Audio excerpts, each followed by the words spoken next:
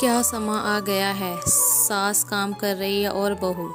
मैं तो बस एक बात समझती हूँ कि बहू भी किसी की बेटी होती है। बहू को बेटी बनाने के लिए सास को भी तो माँ बनना पड़ेगा।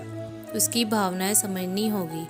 हम चाहते हैं हमारी बेटी को उसके ससुराल वाले बेटी जैसा प्यार दें, तो अपनी बहू को बेटी समझने में दिक्कत क्यों।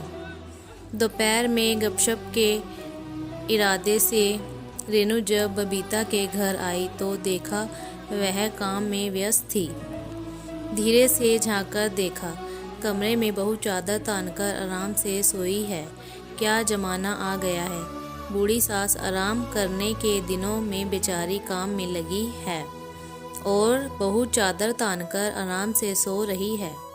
रेनू ने आंगन में सूखे कपड़ों के ढेर और धुले बर्तनों की तरफ देखते हुए मुंह बिचका कर कहा, ऐसा नहीं है, बहू की तबीयत ठीक नहीं है, वरना तो वह मुझे कोई काम नहीं करने देती। बबीता ने बताया, आजकल की बहुएं होती ही हैं कामचोर। वह काम से बचने के लिए जब तब बीमारी का बहाना बना देती हैं। मेरी बहू भी ऐसी ही है, कहकर रेनू बबीता की बहू के साथ खुद की बहू की भी बुराई करने लगी।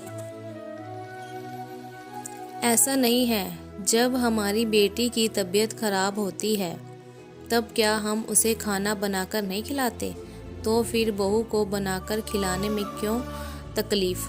बबीता ने बहू के लिए दूध गर्म करते हुए कहा, अरे तू तो कुछ नहीं समझती, बहू कभी बेटी नहीं हो सकती। रेनू ने कहा, मैं तो बस एक बात समझती हूँ कि बहू भी किसी की बेटी होती है। बहू को बेटी बनाने के लिए सास को भी तो माँ बनना पड़ेगा। उसकी भावनाएं समझनी होगी। हम चाहते हैं हमारी बेटी को उसके ससुराल वाले बेटी जैसा प्यार दें, तो बहू अपनी बहू को बेटी समझने में दिक्कत क्यों। कहते हुए बबीता दूध का गिलास लेकर बहू के कमरे की ओर बढ़ गई। विमला अपना सा मुंह लेकर रह गई। बुखार में तपी होने पर भी बहू की आंखों में खुशी के आंसू आ गए। दोस्तों, आपको आज की यह कहानी कैसी लगी, हमें कमेंट करके ज़रूर बताएं। और ऐसी नई नई कहानियाँ सुनने के लिए हमारे रियल स्टोरी चैनल को सब्सक्राइबर करें। कहानी सुनने के लिए थैंक यू दोस्तों।